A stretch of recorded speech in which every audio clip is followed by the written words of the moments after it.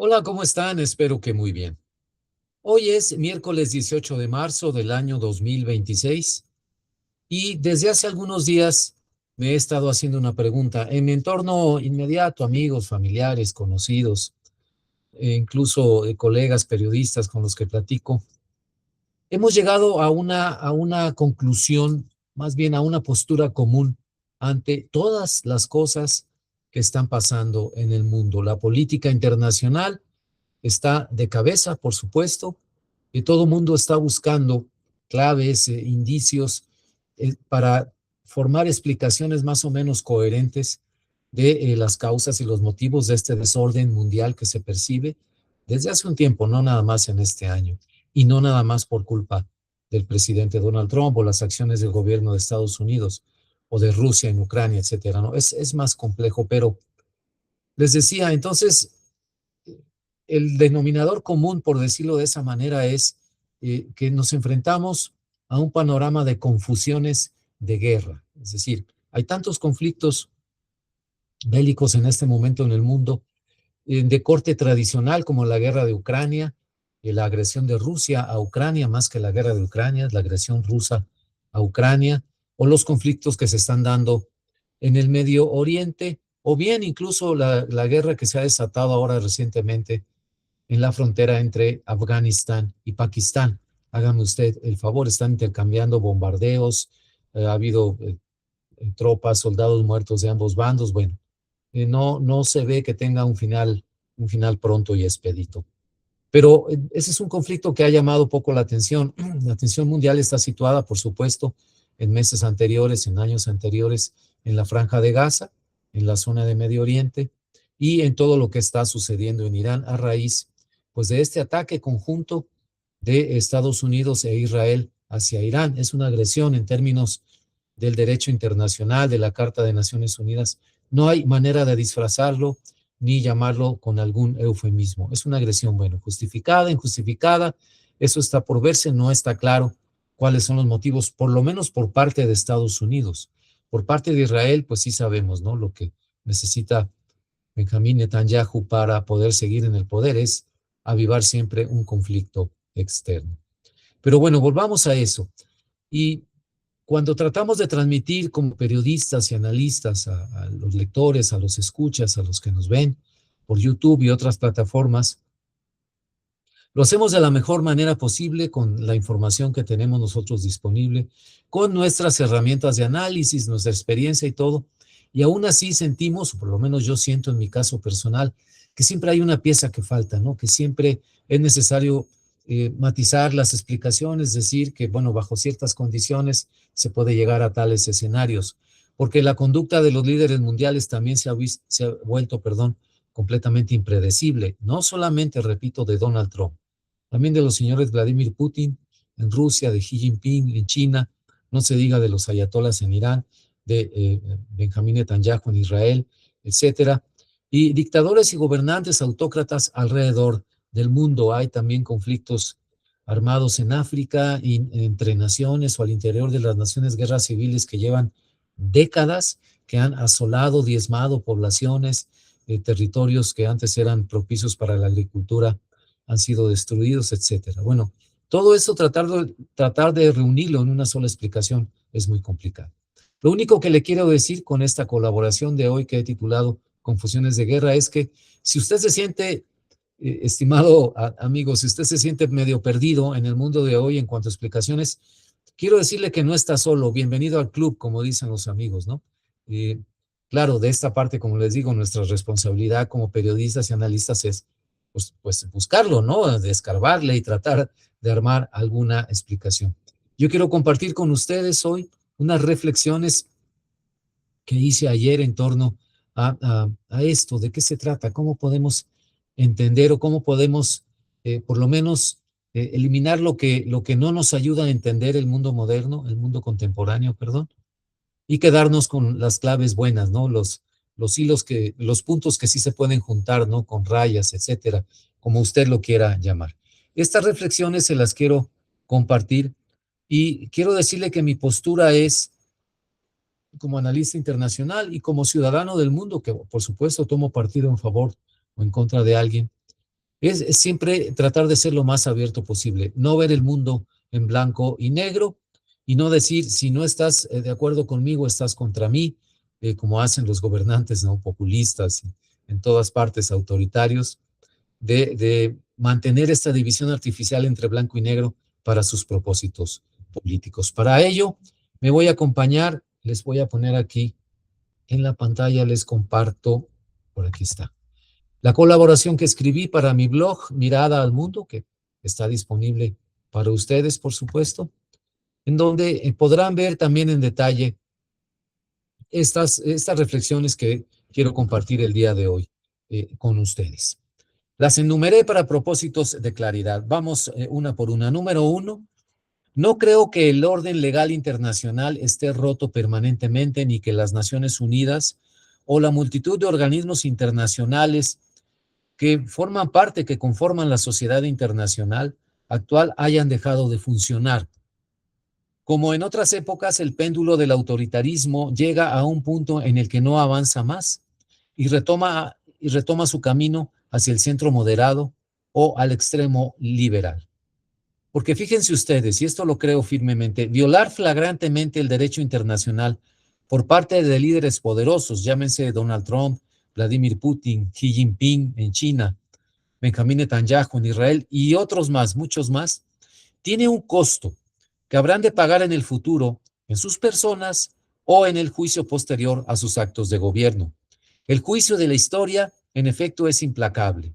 Los crímenes de guerra y crímenes de lesa humanidad cometidos por ellos y muchos dictadores más en el mundo los perseguirán por siempre. Punto número 2. Me tomar un poco de café. Gracias. Punto número 2. Apegarse a la legalidad internacional. Propugnar por la educación, por la paz. Este es un punto muy importante, la educación por la paz. Y apostar a la diplomacia y los organismos internacionales como los centros efectivos de resolución de conflictos, de solución de controversias, etcétera, nunca es una mala apuesta para quienes vivimos en países como México, que son vulnerables, yo diría altamente vulnerables a las políticas de las grandes potencias. Punto número 3, hagámonos una pregunta, amigos. ¿Qué queremos para nuestras naciones? ¿Qué queremos para México en el caso de nosotros? Yo digo que aspiramos a la legalidad, al Estado de Derecho, la división de poderes, la certeza electoral, la democracia, sí, como concepto general, la diversidad política, la defensa de los derechos humanos, el desarrollo económico y social inclusivo en México. Todo eso son cosas que yo quiero ver reflejadas en otras naciones. Así, con esto en mente, puedo discernir al observar la arena internacional quién es el agresor y quién la víctima en una guerra o conflicto. ¿Cuál propósito verdadero? No los propagandistas, los motivos propagandistas que siempre alegan. ¿Cuál propósito verdadero persigue el agresor que busca cambiar el régimen de gobierno en otro país? Y entonces yo puedo decidir en consecuencia a quién dar mi preferencia o lograr un mejor entendimiento de un problema, de un conflicto internacional. Punto número 4. Propongo dejar de pensar en blanco y negro, como les decía un poco antes. Lo voy a repetir. Propongo dejar de pensar en blanco y negro. Seguir pensando así nos lleva únicamente a callejones sin salida, muy particularmente en la región del Medio Oriente. Ahí mi objetivo es que los palestinos de la Franja de Gaza se liberen del puño de hierro de la organización Hamas, quien utiliza a sus ciudadanos como escudos humanos y como monedas de cambio en la negociación política. Sobre Israel, me gustaría que los israelíes se liberaran del puño de hierro de Netanyahu y dejaran de ser escudos humanos y monedas de cambio en las negociaciones políticas. Es un caso similar para los iraníes, pero no por eso simpatizo con la guerra desatada contra los ayatolas persas por parte de Israel y Estados Unidos. No hay una declaración de guerra por parte de Estados Unidos, no hay autorización del Congreso, fue un ataque hecho porque el presidente Donald Trump dio la orden. Violación del derecho internacional, la Carta de Naciones Unidas, etcétera, etcétera. Punto número 5, relativo a América Latina. En Cuba, yo no apoyo a la dictadura cubana ni al modelo socialista emanado de la revolución cubana, el cual me parece el causante principal del colapso cubano, no el embargo estadounidense. Quiero ver al pueblo de Cuba liberado del puño de hierro del Partido Comunista y sus gobiernos sucesivos. Quiero verlo prosperar, claro, y que sus crueles gobernantes rindan cuentas por los crímenes cometidos en contra de su propia gente. No apoyo, por otra parte, que Estados Unidos quiera exprimir a los gobernantes cubanos al costo del sufrimiento de los ciudadanos, ni que el futuro de la isla se decida en Washington, sino a nivel multilateral internacional, por supuesto, en el seno de las Naciones Unidas, de la Organización de Estados Americanos, de la forma en que se pueda pensar en un mecanismo multilateral. Finalmente, como punto número 6, lo sucedido en Venezuela a principios de año me ha dejado completamente perplejo. La captura de Nicolás Maduro no derivó en un cambio de régimen, vaya, ni siquiera cambiaron a las personas que estaban en el gobierno, ahí siguen la Delcy Rodríguez, su hermano, el Diosdado Cabello, bueno, todos esos personajes siniestros siguen en sus cargos de gobierno de la Asamblea Nacional, etcétera. No hubo transición democrática en Caracas, no hubo recuperación de libertades ni derechos civiles para los venezolanos, pues sigue presente el puño de hierro que han conocido toda la vida sobre sus espaldas, el puño de hierro bolivariano, en este ejemplo. No hay rendición de cuentas de los gobernantes venezolanos que cometieron crímenes en contra de su propia gente. Hasta aquí estos 6 puntos, así que les reitero, dejemos de pensar solamente en blanco y negro.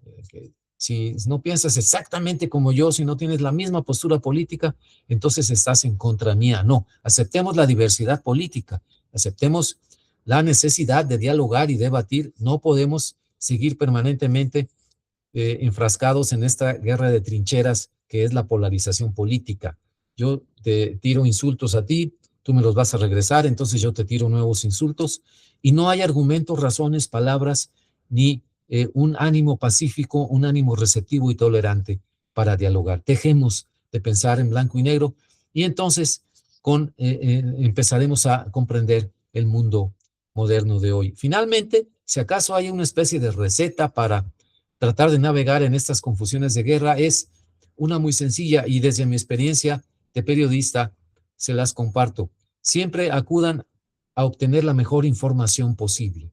Acudan a los medios que manejan la información con rigurosidad periodística, que son meticulosos, cuidadosos con las notas, con los videos, que verifican antes de publicar y que además proporcionan análisis y contexto a la información que están dando.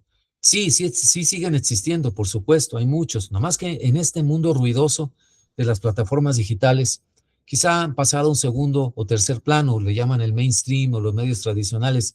No dejen de acudir a ellos y dediquen tiempo, por supuesto, de su propio tiempo, para leer, estudiar, informarse, escuchar opiniones informadas, escuchar podcasts, videos en YouTube de gente que le sabe al asunto, analistas de política internacional, catedráticos, investigadores, gente que ha trabajado en la diplomacia, en organismos internacionales. Todas esas opiniones son muy valiosas. Bueno, hay que hacer la tarea, es lo que le digo, para entender mejor el mundo de hoy y tratar de aclarar estas confusiones de guerra. Pues muchas gracias por su compañía, les agradezco el favor de su atención. Les habló Rogelio Ríos Herrán. Yo soy periodista independiente de Monterrey, Nuevo León, México, la hermosa Sultana del Norte, siempre con mi taza de café en la mano o aquí por un ladito. Y esto fue Mirada al Mundo, la colaboración de hoy titulada Confusiones de Guerra, 18 de marzo del 2026. Muchas gracias por acompañarme. Aquí me estoy despidiendo ya. Nos vemos en la próxima. Hasta pronto.